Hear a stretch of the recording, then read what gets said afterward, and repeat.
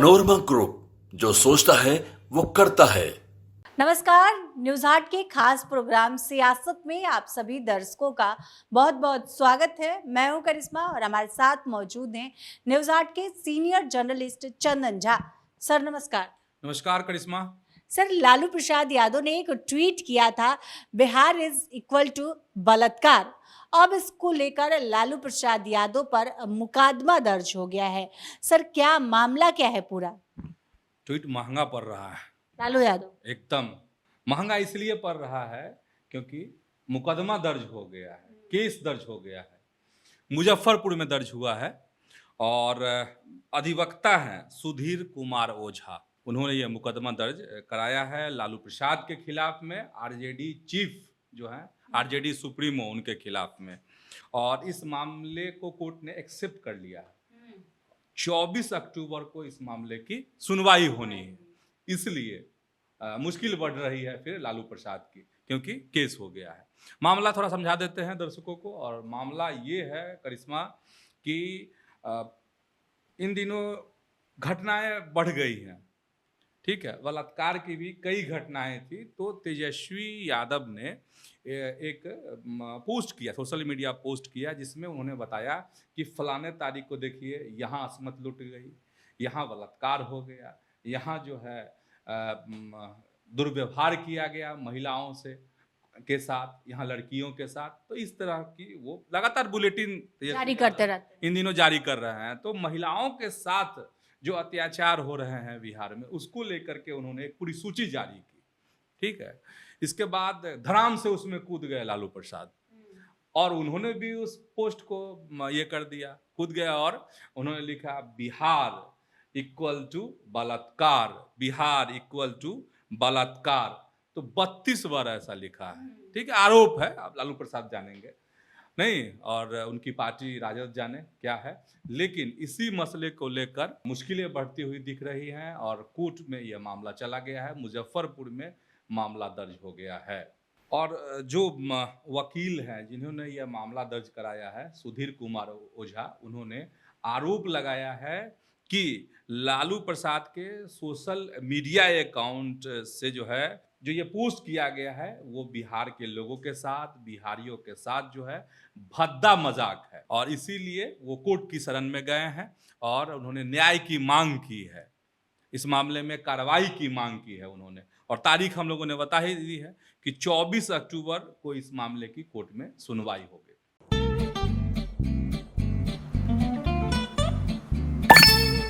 चलो इसको रोकते हैं। रुको रुको, गाड़ी साइड में लो। आरसी और लाइसेंस दिखाओ। बिना आरसी और लाइसेंस के गाड़ी नहीं चला सकते। अरे सर, ये यू बाइक्स है, इसको आरसी, लाइसेंस और पीयूसी नहीं लगता। अरे वाह।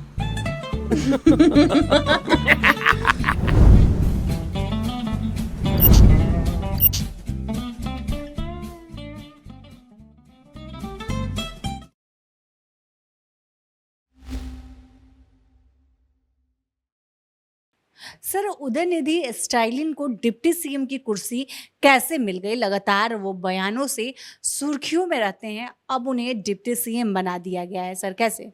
हाँ, ये 2-3 दिनों पहले की बात है कि उदयनिधि स्टालिन MK स्टालिन के पुत्र हैं और पहले से भी वो मंत्री थे। वो अब डिप्टी सीएम बन गए हैं। कहाँ भाई, साउथ की खबर समझा रहे हैं अपने दर्शकों को। नहीं, उदयनिधि स्टालिन जो है तमिलनाडु के डिप्टी सीएम बने हैं।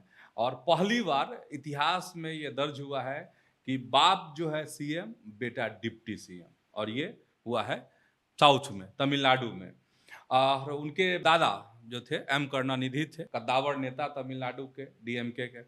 अब है क्या कि ये जो खबर है, इस खबर को बताने के पीछे ये है कि युवाओं की बात हो रही है बिहार में भी। जैसे नहीं, तेजस्वी यादव, प्रशांत किशोर, चिराग पासवान, तो इसे ही साउथ को भी समझिएगा ना कि बिहार पर रहिएगा, आगे बढ़िए, समझिए कि क्या हो रहा है साउथ में, तमिलनाडु में।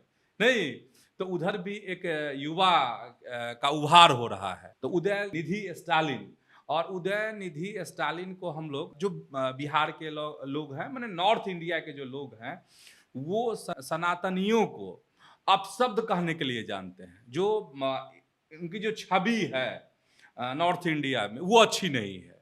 आप याद होगा कि लगातार किस तरीके से उन्होंने तुलना की थी डेंगू मच्छर वगैरह से, कि इस तरह सनातन इसको खत्म करना है, और उन्होंने खूब बवाल मचा था। इसके बाद उन्होंने कहा था कि हम अपने बयान पे कायम हैं, तमाम चीजें हैं। तो अब क्या है कि उदयनिधि स्टालिन डिप्टी सीएम बने हैं, तो इसके मतलब क्या है? डिप्टी सीएम तो बन गए, तो क्या उनके आगे पीछे कोई चुनौती नहीं, कहीं कुछ नहीं? ऐसा नहीं है। हाँ, अभी थोड़े से वो निश्चिंत रह सकते हैं, इसलिए कि तमिलनाडु में जो चुनाव होगा विधानसभा का वो 2026 में होगा, लेकिन उनके सामने भी पहाड़ जैसी चुनौतियां हैं, मतलब उदयनिधि स्टालिन के सामने। अब चुनौती क्या है, बस एक दो लाइन में बता देते हैं फटाफट। चुनौती उनके सामने है बीजेपी के अन्नामलई, अफसर रहे हैं आईपीएस, नहीं वो बीजेपी के प्रदेश अध्यक्ष हैं वहाँ पर तमिलनाडु में, तो उनके सामने सबसे बड़ी चुनौती। अच्छा, उदयनिधि स्टालिन की जो उम्र है वो है 46 साल, और ये है 32 साल के अन्नामलई, ठीक, और करीब करीब उन्हीं के समतुल्य हैं। एक और वहाँ पे युवा नेतृत्व उभर रहा है जिसने दावा कर दिया है और या कहा प्रॉमिस कर दी है इस बात की कि वह भी चुनावी राजनीति में आ रहे हैं, और एक्टर हैं थलपति विजय। वहाँ पे वह भी 2026 का जो विधानसभा चुनाव होगा उसमें वो कूद रहे हैं। ये बात हो गई। और जो उदयनिधि हैं वह भी सिनेमा के दुनिया से ही जुड़े हुए हैं, उनके दादा भी थे जुड़े हुए करुणानिधि। तो ये सब चीज़ें, तो चुनौती उनके सामने मतलब उनसे भी युवा नेतृत्व जो है प्रदेश में है बीजेपी का, के अन्नामलई के रूप में। वैसे के अन्नामलई जो है अभी 2-3-4 महीने के लिए छुट्टी पर चले गए हैं, राजनीतिक छुट्टी ली है उन्होंने, कुछ पढ़ाई करने के लिए विदेश गए हैं। अब ये है, मतलब साउथ की राजनीति आपको हम समझाने की कोशिश कर रहे हैं कि देखिए जिस तरीके से बिहार और उत्तर प्रदेश में युवा नेतृत्व है वैसे वहाँ भी उभर रहा है। लेकिन एक चुनौती उनको के अन्नामलई जैसे लोगों से जूझना पड़ेगा। हालांकि बीजेपी वहाँ बहुत मजबूत नहीं है, लेकिन जैसे कि इनकी पार्टी है डीएमके, तो एआईडीएमके कौन, जयललिता की जो पार्टी थी, वो क्या है, उसका आरोप है उदयनिधि पर कि ये वंशवाद है। नहीं, इनके दादा मुख्यमंत्री बने थे, इनके पिताजी एमके स्टालिन मुख्यमंत्री हैं अभी, ये खुद बन गए हैं। अच्छा, सबसे खास बात ये है कि 4 साल में ही ये विधायक भी बने, समझिए करिश्मा, और मंत्री भी बने, और फिर फटाफट जो है डिप्टी सीएम भी बन गए। तो एक चुनौती मतलब वंशवाद पे लोग इनको घेरेगा नहीं, और परिवार में भी ये घिरेंगे आने वाले वक्त में। कौन? उदयनिधि। कैसे घिरेंगे? तो जब कुर्सी की लड़ाई शुरू हुई करुणानिधि के परिवार में, तो भाई ने और बहन ने विरोध किया था, भाइयों ने और बहन ने। बहन माने कौन? कन्नी मोझी, ठीक है। तो कन्नी मोझी का उपाय लगाया गया कि दिल्ली की राजनीति में कन्नी मोझी को रखा जाए, ठीक है। तो वो दिल्ली की राजनीति में सक्रिय हैं। अब एमके स्टालिन ने क्या किया कि अपने बेटे को यहाँ सेट करना शुरू किया, इसीलिए डिप्टी सीएम उसको बनाया गया है, और भविष्य का चेहरा तैयार करने की कोशिश है। तो कहा जा रहा है कि जब फिर वक्त आएगा, अपने 2026 का जब समय आएगा, चुनावी समय आएगा, तो उस समय कन्नी मोझी चुप नहीं रहेंगे, यानी परिवार में फिर विवाद होगा, इसकी संभावना जताई जा रही है। दूसरी तरफ और भी युवा हैं जो इनको चुनौती देंगे। तो कई ऐसे मोर्चे हैं कि भले वो डिप्टी सीएम बन गए हैं, लेकिन उनको चुनौतियों का सामना करना पड़ेगा उदयनिधि स्टालिन। और खास बात ये है कि ये जैसे एमके स्टालिन है, ठीक है, तमिलनाडु के सीएम है, अपनी लोकप्रियता है उनके, चूंकि उनके पिताजी भी बड़े और कद्दावर नेता रहे थे, तो नॉर्थ इंडिया में इनको मुझे नहीं लगता है कोई एक्सेप्ट करेगा, क्योंकि जिस तरीके से इन्होंने सनातनियों पर के खिलाफ में बयान दिया और जो कह रहे हैं कि हम उस बयान पर अब भी कायम हैं, तो मुश्किल होगा उदयनिधि स्टालिन के लिए। पनोरमा ग्रुप, जो सोचता है वो करता है। सर, अंबाला कैंट के चुनावी रन में चित्रांगदा की एंट्री हो गई है सर, क्या वोट मांगते हुए भी वो दिखाई दे रही है, क्या है सर? चित्रांगदा सिंह जो हैं वो बॉलीवुड की कलाकार हैं, और इन दिनों वो बहुत एक्टिव नहीं दिख रही हैं, लेकिन एक समय था उनका जलवा था, उनके डांस का। जब उनके गाने आते थे तो लोग इंतजार करते थे, उनकी एक्टिंग के लोग बहुत सारे उनके फैन हैं, लेकिन इन दिनों वो पर्दे पर कम दिख रही हैं। क्या है कि वो चुनावी रन में जो हरियाणा का जो विधानसभा चुनाव है उस रन में वो कूद गई हैं और बड़े कद्दावर नेता के खिलाफ में कूदी हैं। अनिल विज जो है हरियाणा भाजपा के बड़े नाम हैं और बहुत इंटरेस्टिंग पहलू ये है कि 2019 में जब विधानसभा चुनाव हुआ था हरियाणा में, तो उस समय में भी चित्रांगदा के भाई हैं दिग्विजय सिंह, उनकी पत्नी हैं चित्रा सरवारा जो है वॉलीबॉल की खिलाड़ी हैं, ठीक है।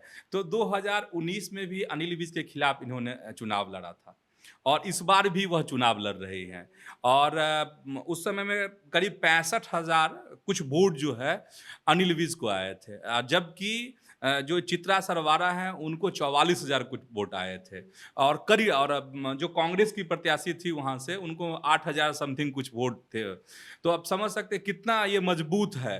तो एक बार फिर कहा जा रहा है कि पिछले बार भी निर्दलीय चुनाव लड़ी थी चित्रा सरवारा, जो भाभी हैं किनकी, चित्रांगदा सिंह की। इस बार भी वो निर्दलीय किसी पार्टी से नहीं है, लेकिन कहा जा रहा है कि अनिल विज को इस बार वो और कड़ी टक्कर दे रही हैं। पिछले चुनाव में भी दी थी, इस बार भी चुनाव में दे रही हैं। चित्रांगदा जो हैं वो अपने सोशल मीडिया से उन्होंने पोस्ट किया है और अपील की है कि मेरी भाभी को जिता दीजिए, ठीक है। तो बहुत सारे वादे उन्होंने किए हैं चित्रांगदा ने कि जो वहाँ की समस्या है उसको वो जरूर हल करेगी, इस तरह की प्रॉमिस वो की हैं।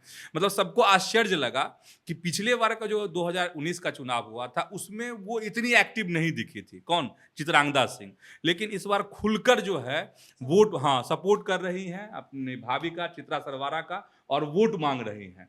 और अनिल विज एक बड़े नाम है भाजपा के लिए, बड़े नाम, ऐसे बड़े नाम हैं जब खट्टर को मुख्यमंत्री पद से हटाया जा रहा था तो हो रहा था कि जो अनिल विज ही मुख्यमंत्री बनेंगे, हालांकि वो नहीं बने, किसी और को मौका मिला।